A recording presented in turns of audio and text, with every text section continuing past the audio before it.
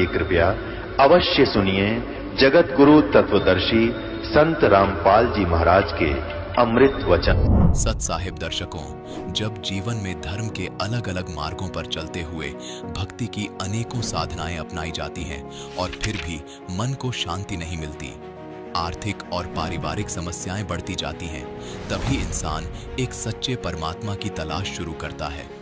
दर्शकों, कुछ ऐसी ही कहानी थी हरियाणा के अरविंद जी की, जो कई वर्षों तक आर्य समाज में भक्ति साधना करते रहे, लेकिन जब इनकी समस्याएं ज्यादा बढ़ गईं और बीमारियों का दौर शुरू हुआ, आर्थिक तंगी आई, तब उन्होंने तंत्र विद्या से लेकर गोरखनाथ की भक्ति तक अपने जीवन में अपनाई, लेकिन फिर भी उनका दुख दूर नहीं हुआ।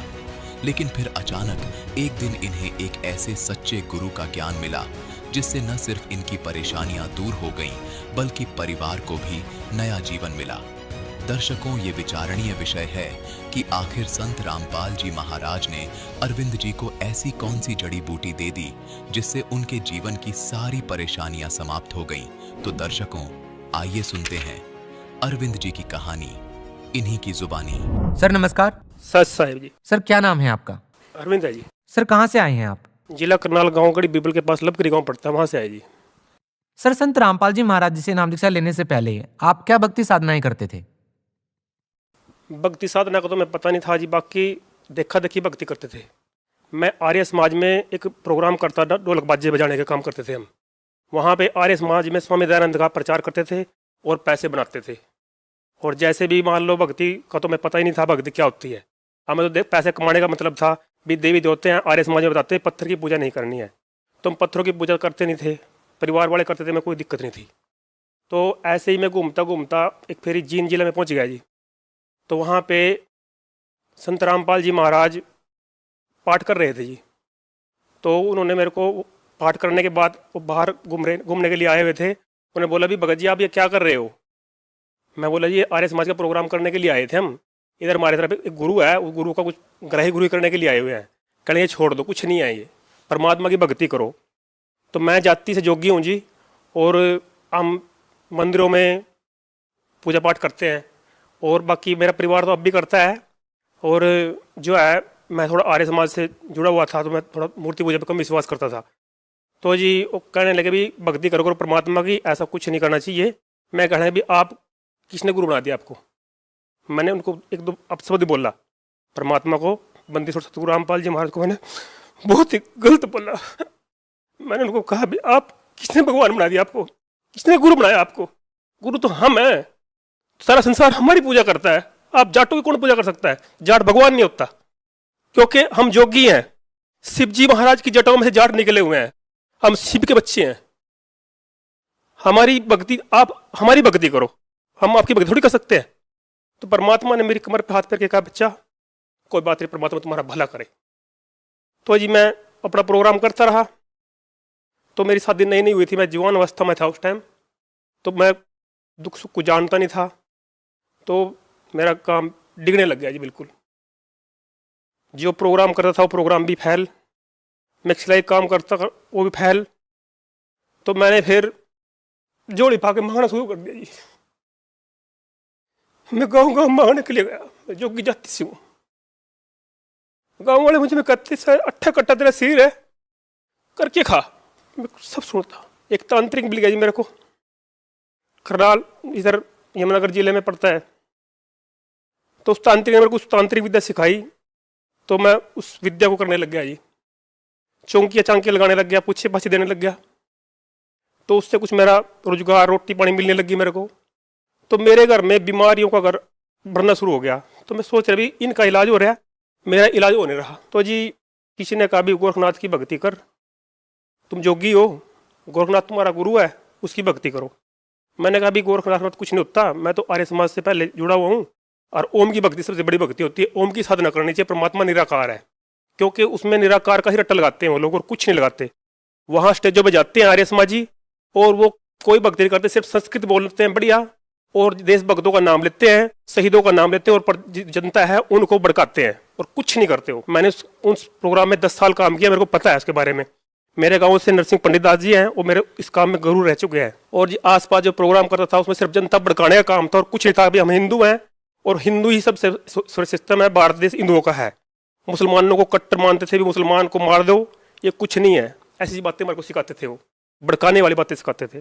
तो जी मैं थोड़ा फिर उस चीज़ को बदलने लग गया। बदलने पे तो जी मेरे घर में बीमारी का दौर शुरू हो गया। 2010 के बाद मेरे घर में बीमारी को इतना दौर शुरू हो गया कि मैं कंगाल हो गया बिल्कुल। घर में खाने के लिए रहा नहीं, घर में डंगर नहीं रहा, मकान नहीं रहा और बुरी हालत होगी। तो एक दिन ऐसा हुआ, 2012 की बात है ये, मैं टीवी प्रोग्राम देख रहा था तो संत रामपाल जी महाराज का सत्संग आया था। तो मैंने तब भी परमात्मा के बारे में गलत बोला कि ये संत रामपाल जो है ये तो ढोंगी है, ये टीवी पे कैसे आने लग गया। तो जी 6 महीने तक मैं उसको प्रोग्राम देखता रहा, परमात्मा शास्त्र दिखाते रहे। मैं कुछ पढ़ा लिखा कुछ कम हूँ, फिर भी मैं शास्त्रों को समझता रहा भी हाँ ये सब अस्त्र तुमने पढ़े हुए हैं। एक सत्यार्थ प्रसाद किताब है, उसको मैं थोड़ा बहुत पढ़ा हुआ है। उसमें जो लिखा निराकार परमात्मा निराकार है, और परमात्मा तो साकार और शाह शरीर बता रहे हैं इसमें, और हमारे जो वेदों में परमात्मा साकार और शाह शरीर बता रहे हैं। तो मैंने थोड़ा विश्वास ये नहीं जमा कि परमात्मा कबीर को बता रहे हैं। भाई कबीर तो चाणक था, जुलाहा था, वो परमात्मा कहाँ से हुआ? वो जो परमात्मा होता तो वो खुद गरीब था इतना। परमात्मा तो जो है श्री रामचंद्र जी हैं, विष्णु जी हैं, परमात्मा तो शिव जी परमात्मा है। तो जी फिर भी मेरा विश्वास नहीं बना। तो मेरे गांव के पास ही, गांव में जहाँ मैं सिलाई करता हूँ, वहाँ पे एक भगत ने नाम ले रखा है, संत रामपाल जी महाराज का नाम लिया हुआ है। तो वो मेरे पास कपड़े सिलवाने के लिए आया। तो मैं उसको बोलने लगा, भाई मैं बहुत परेशान हूँ और बहुत दिक्कत आ रही मेरे को, और घर में बीमारियाँ बहुत ज़्यादा बढ़ रही। वो कहने भी एक संत रामपाल जी महाराज है और मेरे को शुगर का रोग था और मेरे को आराम है इससे, और मैंने नाम लिया 2009 में और आज मैं ठीक हूँ। मैं कह रहा कि पागलों के चक्कर पड़ गए तुम, देवी देवता हमने पूछ लिया, देवी देवता ने छोड़ कहीं दोगे, जो परमात्मा है वो तो तुम छोड़ रखे, इन संतों के चक्करों क्यों पड़ रहे तुम। मैं राधा स्वामी के वहाँ गया था, वहाँ से इतना बुरा हाल देखा कि मैंने पता ही, मेरे को पता है, मैंने पहले गुरु से नाम भी लिया हुआ था, एक सीताराम बलाडे वाला जी, उससे भी नाम लिया मैंने। बाकी कुछ नहीं है, गुरु और कुछ नहीं होता वहाँ पर, बहुत बद फैले होते हो, मेरे को पता है। तो जी मैं हरिद्वार भी गया, एक आश्रम है जी वहाँ भागीरथ आश्रम, उसने मेरे को ठग विद्या की चीज़ दे दी एक, आप एक काम करो, पर्चियाँ काटो, आधे पैसे आपके आधे पैसे मारे। तो मैंने गाँव गुआंढ को लूटना शुरू कर दिया जी। 500 बन के 250 मेरे, मगर तो बहुत सरता बढ़िया काम है, 250 को दे दिए। मैंने 3-3 हज़ार रुपये 5-5 हज़ार रुपये काम किया जी, पर लेकिन घर में रोटी फिर भी दिक्कत। तो जी वो दोबारा फिर बंदा मेरे पास कपड़े लेने के लिए आया, कहे भाई तेरे समझ में आई बात? मैं कहने यार, उन्होंने कहा भाई संत रामपाल जी महाराज का आप चिप ले जाओ, एक मेमोरी कार्ड है उसमें सत्संग सुनो। मैं कहता सत्संग में रोज देखता हूँ, दूसरे तीसरे दिन उनको आप सत्संग जरूर देखते हो, पर लेकिन उसको गहन सा नहीं समझते। मैं वो गहनता क्या चीज़ हो भाई, कह थोड़ा समझो ध्यान से। तो जी मैंने समझा, तो परमात्मा की एक बात मेरे को पकड़ गई। परमात्मा ने कहा भी जिस भक्ति करने से इंसान के पाप नहीं कटते, दुख नहीं कटते, भक्ति करनी नहीं चाहिए। तो दास का दिमाग घूम गया, इतनी भक्तियां करी तूने, अरे ये क्या कह रहा। तो ये आज तो बच्चों कह रहे भी इस प्रोग्राम देखो, देखा करो, ये चीज अच्छी है देखने की। तो बहुत गहनता से सत्संग देखा, फिर पता लगा कि ब्रह्मा विष्णु महेश तो कुछ भी नहीं है, तुम कहाँ धक्के खा रहे हो। तो दास तो सत्संग देखने के बाद परिवार सहित 26 जनवरी 2013 में संत रामपाल जी महाराज के चरणों में पहुंचा। तो वहाँ उन्होंने पहले नियम समझाए भी ये बीड़ी नहीं पीनी है, शराब नहीं पीनी है, ये नहीं करना है, वो नहीं करना है। मैं कह रहा भी मेरे को तो चलेगा नहीं काम ये, मैं बीड़ी भी पीता था, शराब भी पीता था, और फिर जैसे हम कहीं इलाज करवाते थे उससे कहते थे तू मुर्गा लेगा ये मित्र मीट लेगा ये, वो तुम्हारा काम बेकार होने लग रहा था। तो जी मैं जवाब दे दूँ मैं नाम ले लूँगा। तो जी वहाँ पे एक भगत मिल गया मेरे को, एक गाँव है इधर जी 16 गाँव है, पता 16 गाँव, वहाँ का भगत मिल गया। उनने मेरे को ऐसा समझाया कि मैं तंग रह गया जी। तो मैं परमात्मा का उन फार्म भरवाया, फार्म भरवाने के बाद मैं नहाने के लिए चले गया। वो कहने के भाई तू किधर गया था, तेरी आवाज़ लग रही थी नाम दीक्षा लेने के लिए। मैं कभी नहाने के लिए गया था। कहने यहाँ नहाने की जरूरत नहीं है, या तो आत्मा साफ चाहिए, शरीर साफ की जरूरत नहीं है। मैंने बड़ा सोचा भी आदमी मालूम घर में जो बत्ती करता तभी नहाना पड़ता है, और ये करे परमात्मा का नाम आपको ऐसे मिल जाएगा, कमाल है। तो जी परमात्मा इस टाइम मैंने नाम लिया और परमात्मा ने मेरे को मंत्र दिए। मंत्र देते वक्त जी मेरे को परमात्मा वहां खड़े हुए नजर आ रहे थे। मेरे को जब परमात्मा ने प्रथम मंत्र मेरे को दिया ना, मालिक मेरे को कह रहे थे उस टाइम, वहां पब्लिक बैठी थी, भगत बैठे थे, आना पड़ा बेटे यहीं पे ही, बंदी छोड़ सतगुरु रामपाल जी कह रहे थे, बच्चे आना पड़े यहीं पे ही। तेरे लिए तो मैंने पता नहीं क्या क्या नहीं किया, तेरे लिए मैंने कितने कष्ट नहीं सहे, बहुत मुश्किल से पकड़ा गया बेटे, तू ऐसे नहीं आया, तू बहुत घमंडी बच्चा है। सर, जैसा कि आपने बताया कि 1996 में संत रामपाल जी महाराज जी से आपकी मुलाकात हुई, उस समय आपने संत रामपाल जी महाराज जी को संत मानने से इनकार कर दिया था। वहीं इसका दूसरा पहलू ये भी है कि 2013 में जब आपने संत रामपाल जी महाराज जी को देखा, यानी कि जब आप संत रामपाल जी महाराज जी से मिले, तब आपने उनको भगवान की दृष्टि से देखा। सर, इस दौरान ये अंतर कैसे आ गया कि जहां आप पहले संत रामपाल जी महाराज जी को संत मानने को ही तैयार नहीं थे, एक समय ऐसा आ गया कि आप उन्हें भगवान मानने लगे हैं? क्या ये बात सच है? 25 जनवरी थी, तो मैं आश्रम के अंदर इस टाइम गया तो मेरे को ऐसा महसूस हुआ कि जैसे मैं कहीं स्वर्ग लोक में पहुंच गया हूँ। मेरी आत्मा को बहुत संतुष्टि मिली। वहाँ सब भगत जी करके बोल रहे। मैं बड़े बड़ी जगह गया, वहाँ उधर राधा स्वामी के डेरे में भी गया, वहाँ पे भी पैसे देने पड़ते हैं रोटी खाने के लिए। वहाँ फ्री से खाना, फ्री में बैठना, फ्री में पानी दानी, लैटरिन, बाथरूम, इतनी साफ सफाई मैंने कभी जिंदगी में कहीं भी नहीं देखी। करोड़पति के यहाँ भी नहीं देखी मैंने इतनी साफ सफाई। उस मालिक की मैं सोचे भी यहाँ तो परमात्मा सुरग कर दे, परमात्मा सुरग दे रखे यहाँ तो, क्योंकि सुरग तक का मैं ज्ञान था भी सुरग भी कोई चीज़ है। तो जी मालिक ने जिस टाइम मेरे को नाम दीक्षा दी ना, और परमात्मा का मैंने उस एलसीडी से परमात्मा ने मेरे को नाम दिया था ये। तो उस एलसीडी के अंदर से मेरे को परमात्मा नजर आ रहे थे। बंदी छोड़ सतगुरु रामपाल जी महाराज कबीर परमात्मा के रूप में नजर आ रहे थे। क्योंकि बुजुर्ग कहते थे भी परमात्मा जो मालिक है ना, उसका दाढ़ी है, वो दाढ़ी बदिया टोपी पहनता है। तो मैंने वो उसका वो रूप देखा वहाँ पे परमात्मा का, बंदी छोड़ सतगुरु रामपाल जी महाराज का वो रूप देखा मैंने। सोचा भी क्या परमात्मा में कोई ना कोई चमत्कार है मालिक को बिल्कुल। तो वो नाम लेने के बाद में बिल्कुल हक्का बक्का रह गया। वहाँ पे एक पोलर था, उसके पास लग के बैठ गया। मेरे भगवती मेरे पास बैठ गई, मैं सुन हो गया बिल्कुल भी, जैसे मेरे पास पता नहीं क्या हो गया। क्योंकि मैं ऐब बहुत करता था, बीड़ी का, शराब का, मीट का, सब ऐब करता था मैं। ये कैसे छूटेंगे, परिवार में जाकर कैसे मुंह दिखाएगा, तेरा तो धर्म ही बदल गया, तेरे भक्ति नहीं करनी, तेरे को तो देवी देवता नहीं पूजने, खेड़ा नहीं पूजना। क्योंकि हम तो खुद इस जाति से हैं कि हम तो पूजा में से लेते हैं, खेड़े की पूजा के पाठ का भी हम सामान लेते हैं, मंदिरों का भी लेते हैं, वो कैसे लेंगे। तो जी मैं जब अपने घर पे आया तो परिवार ने मेरा बिल्कुल विरोध किया, बहुत ज़्यादा विरोध किया कि तूने धर्म बदल लिया। सर, आप आर्य समाज के लोगों के साथ रहे हैं, उनके प्रोग्राम भी आपने अटेंड किए हैं। संत रामपाल जी महाराज और आर्य समाज के बीच में जो विवाद है, आप इसके बारे में क्या कहना चाहेंगे? ऐसा है जी, उस जगह की वजह सत्यार्थ प्रकाश की किताब है जी, सत्यार्थ प्रकाश की किताब है, उसमें मैंने पढ़ा है खुद। उसमें ऐसी सी बातें लिखी हैं कि जो मैं इस पर बता भी नहीं सकता। आज ऐसी बात है, एक लड़की की आंखें भूरी हैं, मेरी लड़की की आंखें भूरी हो जा, उसमें लिखे भी जिस आंखें की लड़की की आंखें भूरी है उसके शादी ना कराओ, तो मैं लड़की कहाँ भेजूँगा? संत रामपाल जी महाराज ने उसका विरोध किया भी इसको खत्म कर दो, ये ठीक नहीं है। उसमें लिखा भी किसी का पति बाहर ले देश जा रहा, वो ऐसी सी बातें कि मैं बता भी नहीं सकता। उनने बोला भी सूरज के ऊपर भी दुनिया बसती है, सूरज के ऊपर दुनिया कहाँ, सूरज के ऊपर तो कोई पहुंच भी नहीं सकता।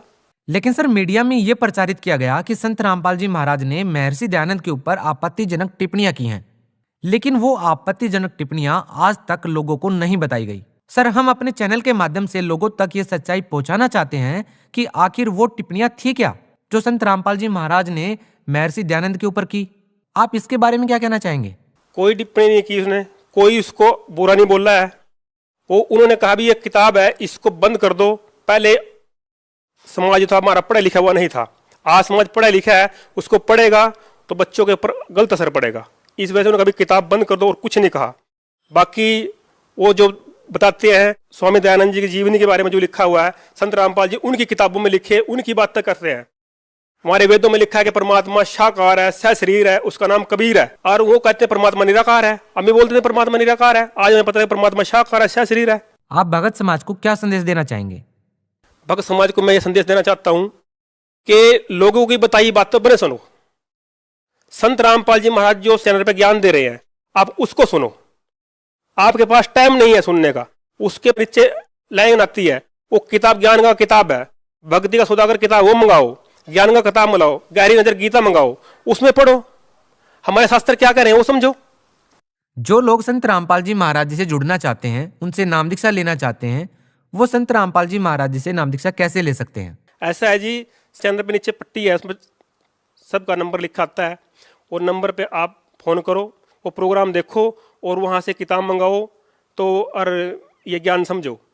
और वो जो नंबर है उस नंबर पे फ़ोन करो, जहाँ जहाँ अपने आप बता देंगे आपको नाम कहाँ मिलेगा और कैसे मिलेगा। आप वहाँ जाकर नाम लो और अपना उद्धार कराओ। सर, बहुत बहुत धन्यवाद। सच साहिब जी। दर्शकों, अभी आपने सुने संत रामपाल जी महाराज से दीक्षा प्राप्त करके सुखी हुए भक्त के अनुभव। अब देखिए जगत गुरु तत्वदर्शी संत रामपाल जी महाराज के मंगल प्रवचन। प्रधानमंत्री ओवरऑल कंट्रोलर होता है राष्ट्रपति जी का नुमाइंदा इंडिया के अंदर। तो ये इसी प्रकार इस पूरे ब्रह्मांडों की स्थिति को समझेंगे हम, ऐसा ही है जैसे मान लो मेंबर ऑफ पार्लियामेंट भारत की एमपी की जो सीट है वो 500 हैं, वो सभी एमपी साहब कहलाते मेंबर ऑफ पार्लियामेंट। और जैसे प्रत्येक प्रांत के अंदर अलग से एमएलए सीट होती है, वो एमएलए साहब कहलाते हैं। तो ये सभी साहब हैं, लेकिन इन सब साहबों का एक कंट्रोलर है। ये वो सब उस एक साहब के भी हैं, ये स्वयं सब साहब भी हैं, और ये सारे उस एक साहब के, एक खुदा के, प्रधानमंत्री के नुमाइंदे। ये भी साहब है अपने सत्र के। अब जैसे किसी ने रजिस्ट्री करवानी है, वो चाहे किसी से संबंध रखता, उसका काम तहसीलदार से ही होगा, तो उसके लिए वो तहसीलदार साहब है, उससे ही काम बनेगा, उसको उसने प्रार्थना पत्र लगाना पड़ेगा। तो जो इनकम्प्लीट नॉलेज रखते हैं वो कहते हैं हम एक खुदा के, एक भगवान, एक अल्लाह के अतिरिक्त हम किसी को शरीक नहीं करते। देखो, शरीक करना और बात है, पूजा अन्य चीज होती है। जैसे एक पतिव्रता स्त्री होती है, वो अपने पति की पूजा करती है और सत्कार सभी का करती है।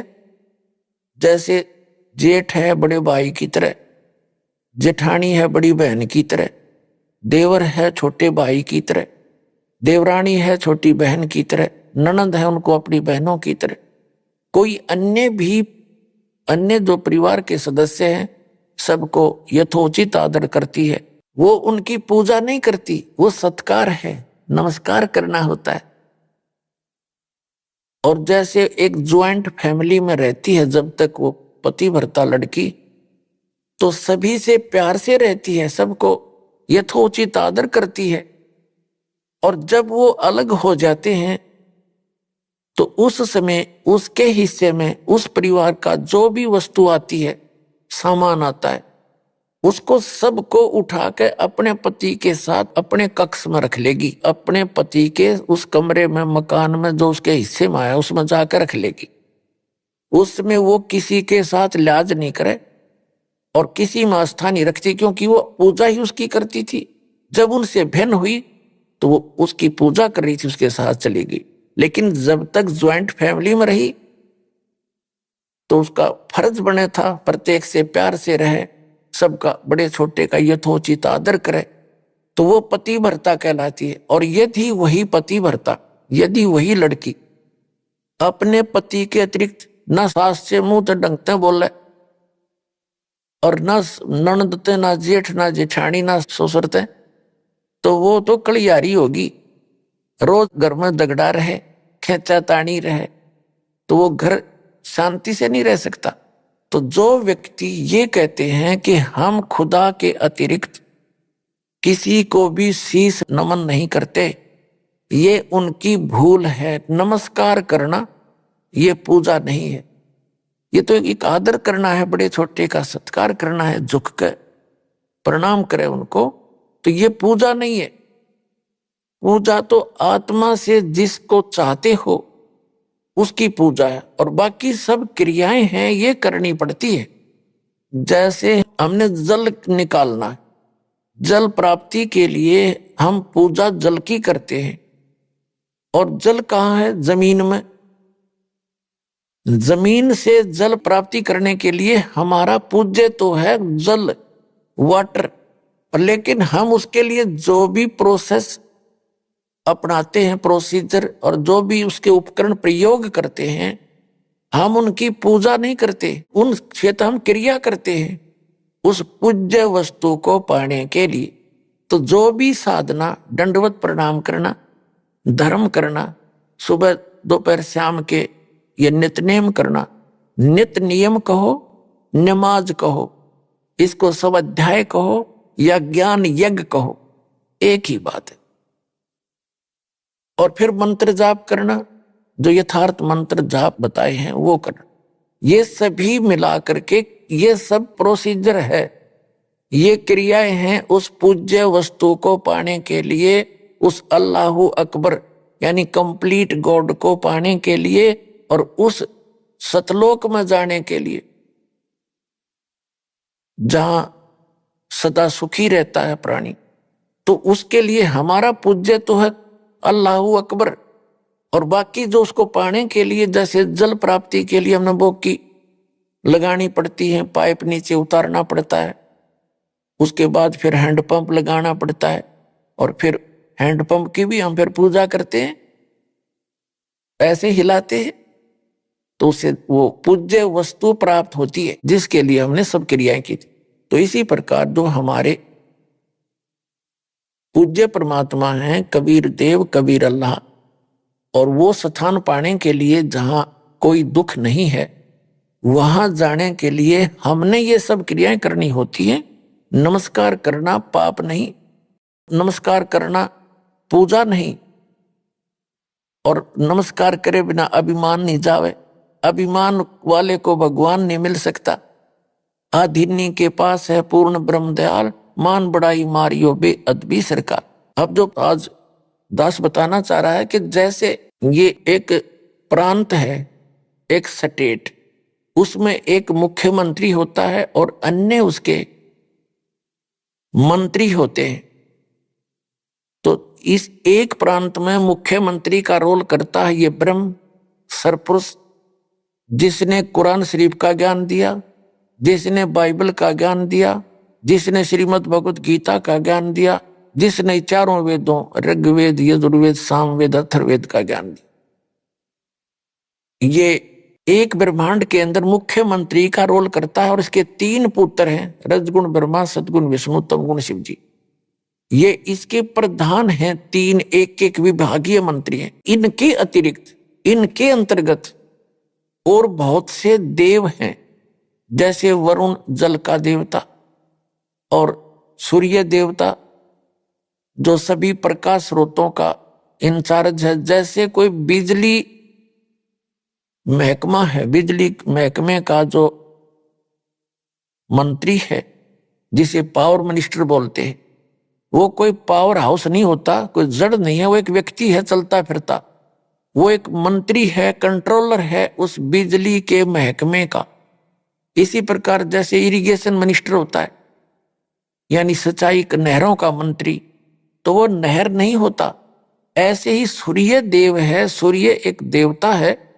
वो सभी, ये जो आग का गोला सूर्य आपको दिखाई देता है, इन ऐसे ऐसे बहुत गुणे सूर्य है, और इन सभी प्रकाश स्रोतों का वो इंचार्ज है, वो मंत्री है अलग से। और जैसे जितने भी पृथ्वी हैं, इनका भी एक देव है, पृथ्वी देवी है।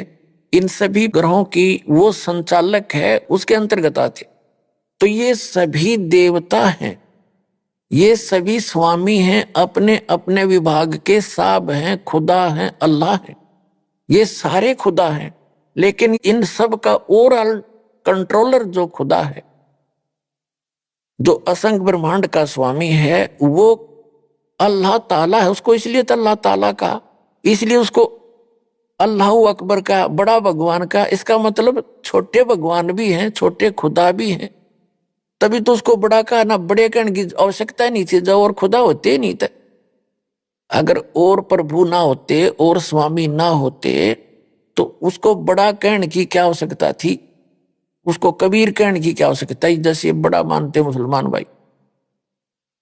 तो अल्लाहु अकबर यानी बड़ा भगवान, बड़ा खुदा, बड़ा अल्लाह। तो छोटे अल्लाह भी हैं, यानी छोटे भगवान भी हैं, छोटे प्रभु भी हैं, अपने अपने क्षेत्र के हैं। ये आपको डिफाइन कर ही दिया, ज्यादा कहने की जरूरत नहीं। अब आपको दिखाते हैं जो कुरान शरीफ का ज्ञानदाता और श्रीमद् भगवत गीता का ज्ञानदाता और वेदों का ज्ञानदाता, इन 4 वेदों का 5वां वेद सूक्ष्म वेद है, जिसको तत्व ज्ञान कहते। वो तो कंप्लीट गॉड गिवन है, उस पूर्ण परमात्मा का दिया हुआ, अपने मुख कमल से आकर बोला है, वो तो इस दास के पास उपलब्ध है।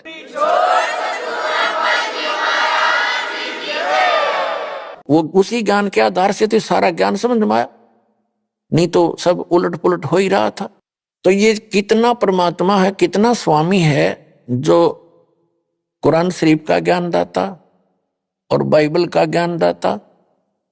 यानी बाइबल के अंदर 3 बुक, होली बुक इकट्ठी जल्द हैं।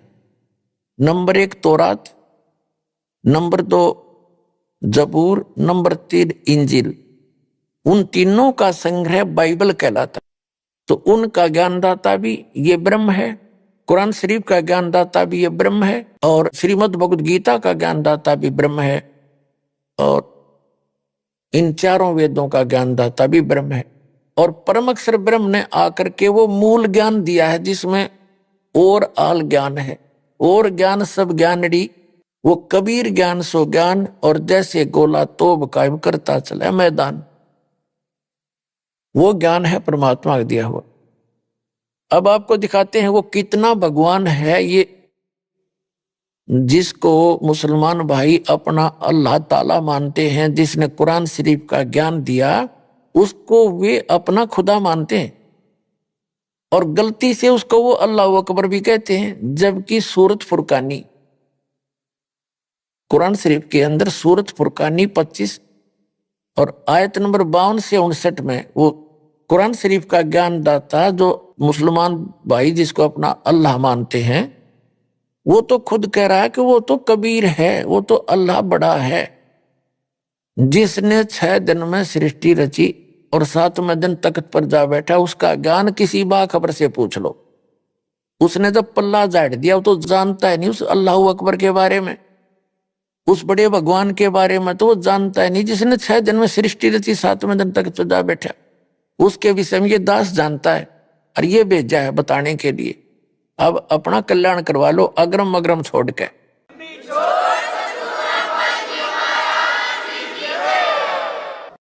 अब देखिएगा एक ब्रह्मांड के अंदर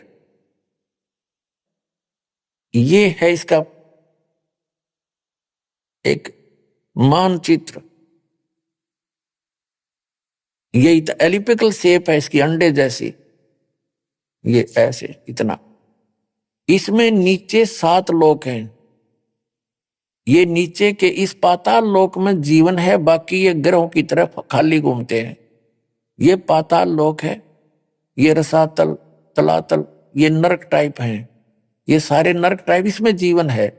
इसके बाद ये पृथ्वी लोक है, फिर और ये है स्वर्ग लोक। इन 3 लोकों में, पाताल लोक, पृथ्वी लोक और स्वर्ग लोक, इन 3 लोकों पर इन श्री ब्रह्मा जी रजगुण, श्री विष्णु जी सतगुण और श्री शिव जी तमगुण का अधिपत्य है। इन तीनों, पृथ्वी लोक पर, पाताल लोक और स्वर्गलोक।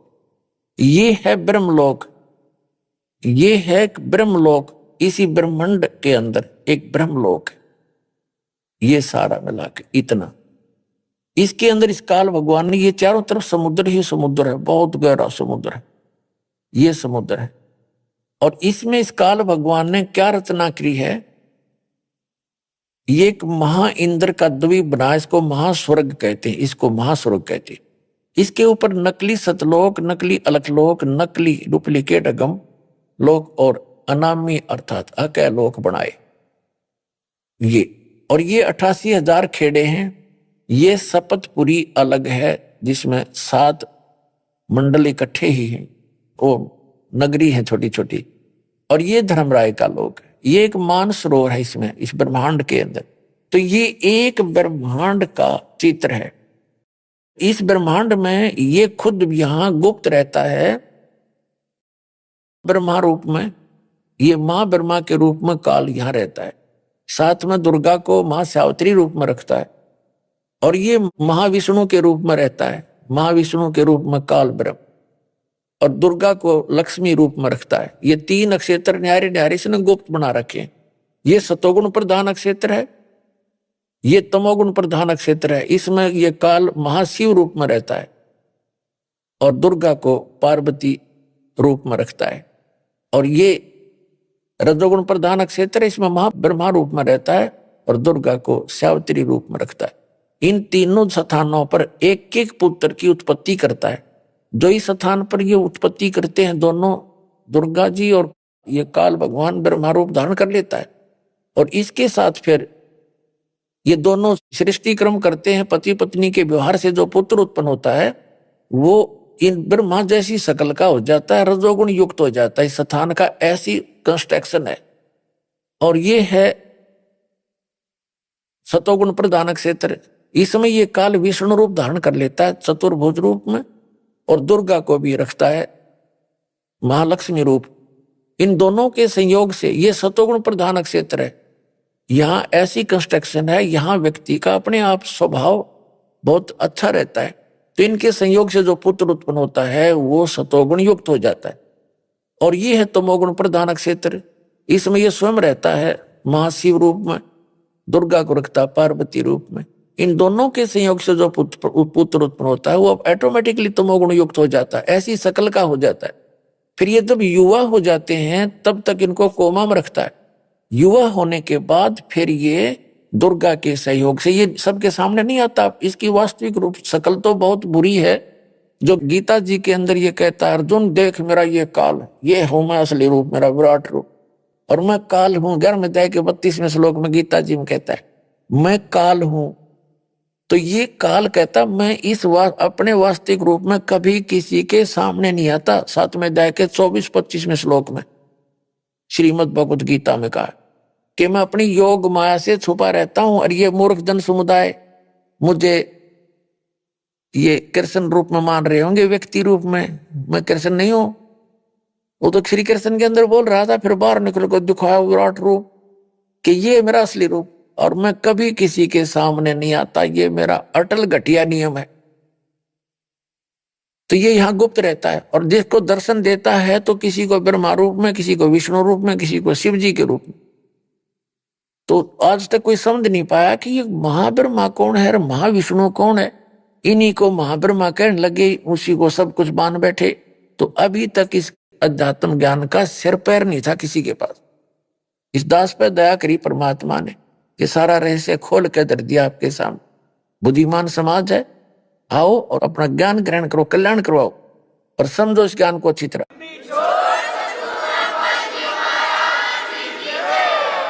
अब देखते हैं, अब ये एक ब्रह्मांड है, ये है एक ब्रह्मांड, ये सारा एक ब्रह्मांड है। और इसमें ये जो काल भगवान है ये एक मुख्यमंत्री का रोल करता है, और इसके 3 मंत्री ये हैं,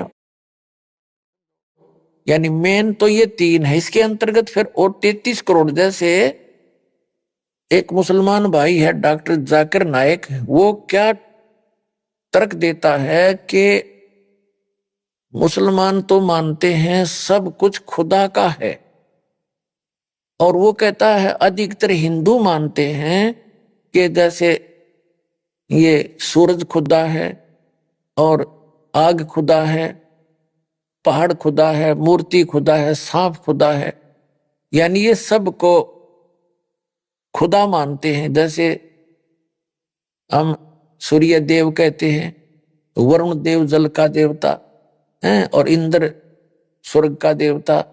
तो ये ऐसे वास्तव में ये हैं, ये सभी जो हैं ये भी खुदा हैं, अपने अपने सत्र के प्रभु हैं, अपने अपने सत्र के ये स्वामी हैं, मालिक हैं, इनको नकारा नहीं जा सकता। जैसे पूरे भारत के अंदर अगर सारे एमएलए गणन लगे तो 3-4 हजार हो जाएंगे, और एमपी तो है ही, ये फिक्स्ड है। एमपी मेंबर ऑफ पार्लियामेंट की जो सीट है ये फिक्स है, और इसी प्रकार 33 करोड़ देवताओं की फिक्स है। वो 33 करोड़ देवताओं की ये समझ लो मेंबर ऑफ पार्लियामेंट की सीट है। वो देवता मर जाते हैं, दूसरे अच्छी आत्माओं को देवता पद प्राप्त हो जाता है। तो इस प्रकार ये सभी देव हैं। देव माने प्रभु हैं, स्वामी हैं अपने सत्र के। लेकिन कुल का मालिक जिसको महादेव कहते हैं, बड़ा भगवान कहते हैं, अल्लाह अकबर कहते हैं, वो सब का मालिक है, उसके सब देव हैं। ये अन्य देव भी उसके हैं, उसके अंतर्गत हैं, उसके कंट्रोल में है। वो सब का मालिक एक है, और ये अपने सत्र के प्रभु हैं। ये सब खुदा होते हुए भी उस एक खुदा के हैं। ये सब खुदा भी है। ये है रियल डेफिनेशन ऑफ गॉड। और जिनका पता नहीं, वो तर्क वितर्क कितना ही कर लो, अटपट मारते ही रहते हैं। तो अब आज पहले जो हमारे खासकर भारतवर्ष में जो गहनी संस्कृत बोला करता था स्पीड से, और चारों वेदों को जो घोट रखा था उसको चतुर्वेदी कहा करते थे। और संस्कृत बोलने वाले को महत्व दिया जाता था, चाहे वो कुछ भी अटपट कर रहा है, और सब ये मान लेते थे बड़ा विद्वान है। आज इसका स्थान इंग्लिश ने ले लिया, अंग्रेजी भाषा ने। और जो अंग्रेजी में घड़ी गटमट करे उसने सोचो भाई बड़ा पहुंचा विद्वान है, खाक विद्वान है। एक भाषा का काम अपने विचारों को दूसरे तक पहुंचाना है, वो सिंपल हो, अक्षेत्रीय हो, चाहे अरबी हो, चाहे पंजाबी हो, चाहे गुजराती या मराठी हो या हिंदी हो, अपनी लोकल मातृभाषा हो। वो ज्ञान खरा होना चाहिए ताकि सामने वाला समझ सके। हमारी बुद्धि काम करना बंद कर जाती है क्योंकि हमने ज्ञान नहीं। तो इस ज्ञान से समझ में होगा कि हम किसको के मान बैठे। अब पूर्ण परमात्मा की परिभाषा आपको समझाई जा रही है, यानी पूरे ब्रह्मांड की स्थिति बता रहे हैं, असंख्य ब्रह्मांडों की। अब जो ये एक ब्रह्मांड में मुख्यमंत्री का रोल करता है ये ब्रह्म है, और इसके 3 पुत्र हैं। ये मुख्य कंट्रोलर हैं इन 3 लोकों के, पृथ्वी लोक, और एक एक विभाग के मंत्री हैं, पृथ्वी लोक, स्वर्गलोक और नीचे पाताल लोक। यही तीनों अपना इसके अंतर्गत आते हैं ब्रह्म के। और इस ब्रह्म का कितना क्षेत्र है ये देखिएगा। आपने जो ये देखा, ये एक ब्रह्मांड देखा, आपने जो ये ब्रह्मांड देखा, ये अब ये समझो हम इस स्थिति में आगे, ये एक गेंद जो है ये एक ब्रह्मांड समझ। ऐसे ये 5 ब्रह्मांड मिलाकर एक महाब्रह्मांड बना दिया इसने। ऐसे ऐसे ऐसे 4 महाब्रह्मांडों में 20 ब्रह्मांडों को रोक दिया, अपने अपने स्थान पर ये घूम रहे हैं। ये सारा एक 20 ब्रह्मांड का क्षेत्र है। फिर इसके बाद एक ब्रह्मांड ये और है इसका, ये सारा भी एक ब्रह्मांड है। ये तो दिखाने के लिए थोड़े से लिखने में नहीं आ रहे थे। इसका भी अलिपिकल शेप है, ऐसे ऐसे अलग से। तो ये ब्रह्मांड अलग से है, ये 21वां ब्रह्मांड है इसका। तो ये कुल मिलाकर ये सारे ये ब्रह्मांड नहीं है, ये तो दिखाने के लिखने के लिए थोड़े बड़े बनाने पड़े। तो ये सारा एक ब्रह्मांड है इतना, ऐसी एलिपिकल शेप है इसकी भी ऐसे। तो ये एक ब्रह्मांड अलग है, ये 20 ब्रह्मांड ये है। एक ब्रह्मांड जो मैंने अभी आपको पहले दिखाया था वो समझो एक गेंद है, या एक गेंद जैसी है, ये इतना आ गया। और इस समझने के लिए तो ये 21 ब्रह्मांड का स्वामी है, ये 21 ब्रह्मांड का स्वामी है ब्रह्म, सरपुरुष, काल, शैतान, जिसको शैतान कहते ये है। और ये सरपुरुष भी कहलाता। अब देखो, अब ये है, ये जो आपने देखा 21 ब्रह्मांड का ये एक क्षेत्र है, अभी आपने देखा था, ये तो है सरपुरुष का।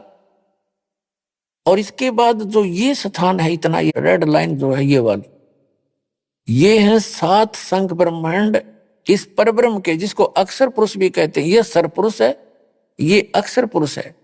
और ये ओवरऑल कंट्रोल जो अल्लाह अकबर है, अल्लाहु अकबर है, अल्लाहु अकबर यानी बड़ा भगवान, वो ये है।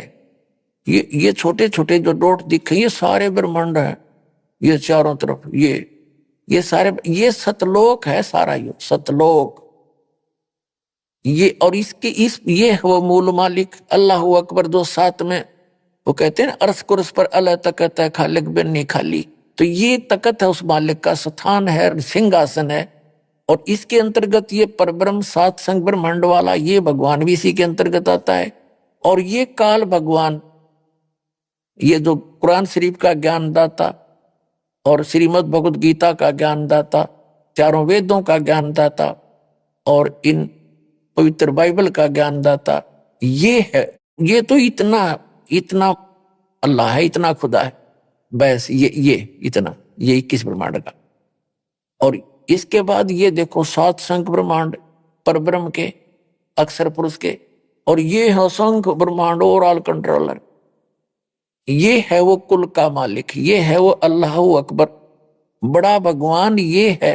और इसके फिर अन्य ऊपर लोक और हैं, अलख लोक और अगम लोक और अनामी लोक, जिसको अलह लोक भी कहते हैं। ये ओवरऑल कंट्रोलर, ये मालिक ही अन्य लोकों में भी अन्य रूप धारण करके यही परमात्मा सबका कंट्रोल करता है। और ये है वो मूल मालिक, संसार रूपी वृक्ष की ये जड़ है, वो परम अक्षर ब्रह्म, वो अल्लाह अकबर, वो जड़ है पूरे संसार रूपी वृक्ष की, जो सबका धारण पोषण करता है तीनों लोकों में प्रवेश करके। अब तीन लोक कैसे हो गए? ये ऊपर का जो लोक है, सतलोक, अलखलोक, अगमलोक और अकैलोक, ये एक लोक अविनाशी स्थान बोला जाता है, उसकी अलग डिवीजन बना दी गई है। और नीचे के ये दो लोक, जैसे सरपुरुष इस ब्रह्म के और अक्षर पुरुष इस परब्रह्म के, सात संग ब्रह्मांड, और ब्रह्म के सरपुरुष के सरब्रह्म के ये 21 ब्रह्मांड, ये दो लोक अलग हैं। प्रत्येक जैसे सरपुरुष का लोक, एक अक्षर पुरुष का लोक, और ये परम अक्षर पुरुष का ये ऊपर का स्थान, ऊपर के अविनाशी जो स्थान है, वो भी एक लोक कहलाता है। तो इस प्रकार इन तीनों लोकों में जितने भी प्राणी हैं, सबका धारण पोषण ये परमात्मा ही करता है। यानी जो संसार रूपी वृक्ष की जड़ है, मूल है, और मूल से पूरे वृक्ष को आहार मिलता है, तो वो परमात्मा है, वो है अल्लाह अकबर। और ये कुरान शरीफ का ज्ञानदाता तो 21 ब्रह्मांड का स्वामी है, और गीता का ज्ञानदाता ये वही है, और वेदों का ज्ञानदाता भी यही है, बाइबल का ज्ञानदाता भी यही है। तो ये तो उस अल्लाह अकबर की जानकारी भी नहीं रखता, उसके लिए तो ऑप्शन छोड़ दिया, कोई तत्वदर्शी संत बताएगा। ये है वो तत्वदर्शी संत, आओ और कल्याण करा लो।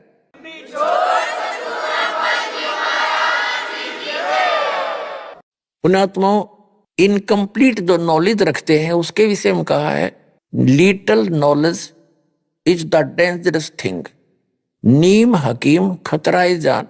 अभी तक जिन भगवानों को भगवान मान के इस पृथ्वी के जितने भी मानव हैं अपना कल्याण चाहते थे, ये खुद लिटल नॉलेज रखता है।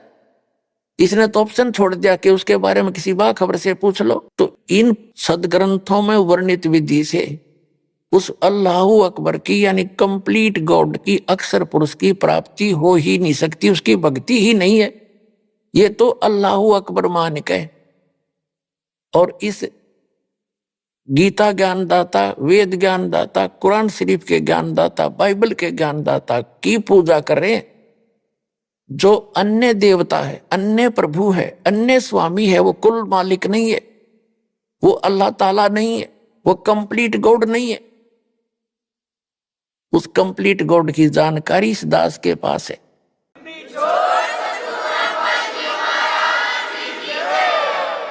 अपने आत्माओं, मुसलमान धर्म के भाई जो हैं वो कुरान शरीफ को ठीक से ना समझकर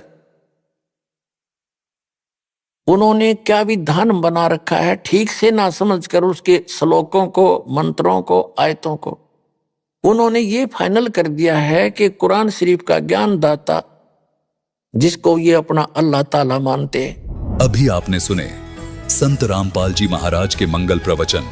आइए अब सुनते हैं संत रामपाल जी महाराज से नाम दीक्षा लेकर सतभक्ति करके अद्भुत लाभ प्राप्त करने वाले अनुयायी के विचार। दर्शकों, सोचिए, यदि कोई व्यक्ति हर प्रकार के पूजन पाठ, व्रत, हवन, जप तप और दान पुण्य के कार्य कर ले, लेकिन फिर भी उसके जीवन में बीमारियां कम होने की बजाय और बढ़ती ही चली जाए, तो क्या हो? दर्शकों, ऐसी ही कहानी थी बिहार की रहने वाली प्रीति दासी जी की। प्रीति जी ने अपनी आध्यात्मिक यात्रा में कई प्रकार की साधनाएं अपनाई। इन्होंने जप भी किया, व्रत भी रखे और तीर्थों की यात्रा भी की, लेकिन किसी भी विधि से इन्हें सच्ची शांति नहीं मिली। लेकिन दर्शकों, आज प्रीति जी का कहना है कि जब से मैंने संत रामपाल जी महाराज से नाम दीक्षा ली है, तब से मेरी जिंदगी पूर्ण रूप से बदल गई है। दर्शकों, आखिर संत रामपाल जी महाराज ने प्रीति जी को ऐसी कौन सी जड़ी दे दी जिससे इन्हें शारीरिक और मानसिक सुख की प्राप्ति हुई? आखिर क्यों प्रीति जी ने बताया कि संत रामपाल जी महाराज ही शास्त्रानुकूल भक्ति साधना बता रहे हैं जो लाभदायक और मोक्षदायक है? आइए सुनते हैं प्रीति जी की कहानी उन्हीं की जुबानी। नमस्कार जी। सत साहिब जी। क्या नाम है जी आपका? प्रीति दासी। प्रीति जी आप कहाँ से हैं? नालंदा जिला हिलसा से हैं। प्रीति जी, संत रामपाल जी महाराज से नाम दीक्षा आपने कब ली? 2019 में। प्रीति जी, आपने क्या क्या भक्ति साधनाएं की अभी तक? सर जी, भक्ति साधना तो हम करते नहीं थे क्योंकि हम बहुत बीमार रहते थे और लोग कहते थे कि ये पूजा वगैरह नहीं करती है, इसके कारण से ये बीमार रहती है। तो उन लोगों के कहने में फिर मैं देवी दुर्गा, काली माता, ये सब की मैं नारियल वगैरह चढ़ाने लगी और तब भी मेरी तबीयत में सुधार नहीं आया।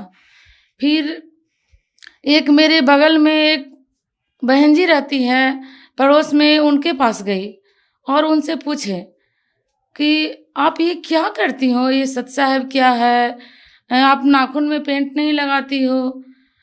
हम उनसे सवाल करने लगे तो वो बोले कि हम पूर्ण परमात्मा की भक्ति करते हैं जो अभी संत रामपाल जी महाराज के रूप में आए हुए हैं। तो हम बोले कि बहन जी आप ऐसा कीजिए, हमको तो डॉक्टर ने जवाब दे दिया है और हम ठीक होना चाहते हैं, क्या वो मेरी कैंसर जैसी बीमारी ठीक कर देंगे? तो हम उस समय करीब करीब लगभग में 20 डॉक्टर के पास गए। जैसे में IGMS हो गया, एक कंकड़बाग में संतोष डॉक्टर हैं, उनके पास गए। वो भी बोले कि एक बार तो आपको ऑपरेशन करवा चुके हैं, फिर दोबारा से आपको ऑपरेशन इस चीज़ का नहीं हो सकता। फिशर था हमको, वो कैंसर का रूप होता है, और बोले कि इस चीज़ का ऑपरेशन आपको नहीं होगा, ये लाइलाज बीमारी है, आप ज़्यादा से ज़्यादा 6 महीना और जी सकती हैं, और जब तक कि आपको दवा खाना होगा। ना हमको बैठने में बनता था, हम लेटे रहते थे, दर्द से कराते रहते थे। फिशर एक ऐसी बीमारी है जिसमें एनी टाइम पेन होते रहता था, हमको बहुत दर्द होता था। उस समय हमको कुछ समझ में नहीं आता था कि हम क्या करें, एकदम दर्द से हम मतलब कि कुछ होश हवास में नहीं रहते थे दर्द के कारण। तो जब वो बहन जी से बात किए तो बहन जी बोले कि आप ना पूर्ण परमात्मा की भक्ति करो, आप पूर्ण परमात्मा की भक्ति करो, वो कैंसर का बाप भी ठीक करते हैं, आप उनके शरण में जाओ। तो बोले कि आप हमको ले चलिए, कहाँ जाना है? तो वो बोले कि नामदान सेंटर है पटना में, जत डुमरी। तो हम बोले हमको वहाँ ले चलिए और परमात्मा से नाम उपदेश दिलवाइए। तो उन्होंने हमको ज्ञान गंगा पुस्तक दी। तो ज्ञान गंगा पुस्तक, हम उस अवस्था में नहीं थे कि हम ज्ञान गंगा पुस्तक को पढ़ सकते थे। संत रामपाल जी महाराज जी का ऐसा चमत्कार हुआ कि हम उस पुस्तक को ले गए घर और ऐसे लेटे लेटे हम उस पुस्तक को पढ़े, और पढ़ते पढ़ते मैंने उसमें ऐसा चमत्कार देखा कि मेरी जो दर्द थी आधा पुस्तक पढ़ने मात्र से दूर हो गई। उसके बाद हम फिर उनके पास गए, मैं जो बहन जी थी बगल में उनके पास फिर गए तो उन्होंने एक पुस्तक और दी, जीने की राह, और बोले कि आप इसे भी पढ़ लो क्योंकि ज्ञान होना बहुत ज़रूरी है। उसके बाद जब हम पुस्तक पढ़े तो संत रामपाल जी महाराज का ऐसी दया हुई कि हमको बहन जी नाम उपदेश लेने के लिए यहाँ डुमरी हॉल लेके आई। वहाँ जाके मैंने संत रामपाल जी महाराज जी से नाम उपदेश लिया। प्रीति जी, आपकी जो परेशानियां थी, आपकी जो बीमारियां थी, क्या संत रामपाल जी महाराज से नाम दीक्षा लेने के बाद आपकी बीमारी या परेशानियां ठीक हुई? सर जी, बीमारी का तो नामो निशान नहीं है मेरे पास, जैसे लगता है कि हम कभी बीमार ही नहीं थे। संत रामपाल जी महाराज की ऐसी दया हुई कि हम आज स्वस्थ हैं। और मेरी बीमारी फिशर थी जो कि कैंसर का रूप होता है, और डॉक्टरों ने हमको तो जवाब दे दिया था कि जाओ, और मेरे जो हस्बैंड हैं वो बोले कि अब तुम बचेगी नहीं तो तुम में ज़्यादा इन्वेस्ट पैसा करना बेकार है। करीब करीब हमें 10 से 12 लाख रुपए लग चुके थे, मेरा सारा चीज़ ख़त्म हो चुका था और जैसे लगता था कि मेरा दिन दुनिया सब खत्म हो गया है, अब मेरे लिए कुछ बचा ही नहीं। मेरे 2 छोटे छोटे बच्चे हैं, उन लोगों को देखते थे तो लगता था कि मेरा अब कुछ है ही नहीं इस दुनिया में। लेकिन परमात्मा संत रामपाल जी महाराज वो मेरे भगवान हैं। आज उन्होंने, उनकी दया से हम आज स्वस्थ हैं। और हम क्या कहें भगत जी, उनके छोटे मोटे लाभ तो होते रहते हैं। परमात्मा की दया है इतनी, संत रामपाल जी महाराज जी की दया है। डॉक्टरों ने कहा था कि 6 महीना में तुम खत्म हो जाएगी, और 6 महीना के बाद तो हमको लगता था कि अब हम खत्म ही होने वाले हैं। तो जब हम गुरुजी संत रामपाल जी महाराज जी से नाम उपदेश लेकर जब भक्ति करने लगे, तो हम बोले कि अब तो हमको जैसे लगा कि हमको कुछ अमृत मिल गया है। और हम घर जाकर सारा दवाई और रिपोर्ट वगैरह सब हम फेंक दिए, सब जला दिए। बोले अब हमको दवाई खाने की कोई ज़रूरत नहीं। आज हम 1 रुपया का दवाई नहीं खाए हैं। ऐसी मेरे गुरुजी की कृपा है। और 16 दिन में जब हम घर नाम उपदेश लेके आए, तो मेरे हस्बैंड बोले कि हमसे ये सब नहीं होगा। एकदम पूरी तरह से वो नास्तिक थे। 7 दिन नॉनवेज खाना, नशा करना, ये सब तो उनकी आदत थी। और हमको बोले कि बीमारी तुम्हें लगी है, तुम ठीक हो जाओ। जब हम परमात्मा की दया से हम ठीक हो गए, मात्र संत रामपाल जी महाराज जी की ऐसी दया हुई, मालिक की ऐसी दया हुई कि 16 दिन के बाद ही मेरे हस्बैंड ने परमात्मा से नाम उपदेश ले लिए, और वो भी आज भक्ति कर रहे हैं। ऐसी संत रामपाल जी महाराज जी की दया हुई।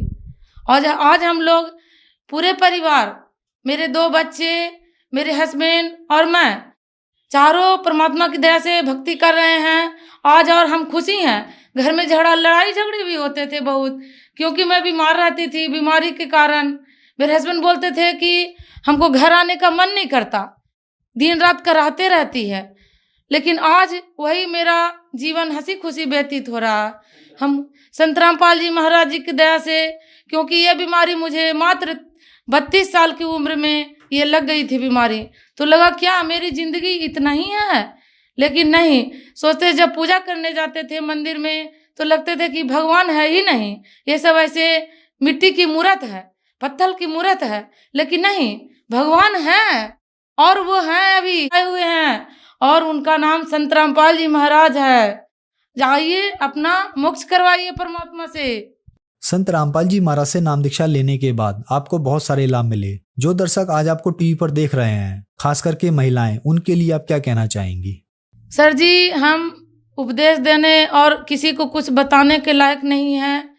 बस अपने भाई बहन से नम्र निवेदन यही है कि आप आइए, और पूर्ण परमात्मा आए हुए हैं संत रामपाल जी महाराज के रूप में, उनसे अपना जीवन का कल्याण करवाइए। जो दर्शक टीवी पर इस प्रोग्राम को देख रहे हैं और संत रामपाल जी महाराज से नाम दीक्षा लेना चाहते हैं, तो उनको क्या करना होगा? भगत जी, बहुत सारे चैनल पे परमात्मा का सत्संग, यानी संत रामपाल जी महाराज जी का सत्संग चलता है। उस पे बहुत सारे फ़ोन नंबर आते हैं। अभी तो परमात्मा की दया से फेसबुक, ट्विटर, व्हाट्सएप सभी पे सेवा चल रही है परमात्मा की, और उनमें नंबर बहुत सारे रहते हैं। उनसे नंबर लेके और अपना फ़ोन नंबर कीजिए। बगल में नामदान जहाँ केंद्र है, वहाँ जाके नाम उपदेश लीजिए और अपना जीवन का कल्याण करवाइए। धन्यवाद जी। सच्चाई।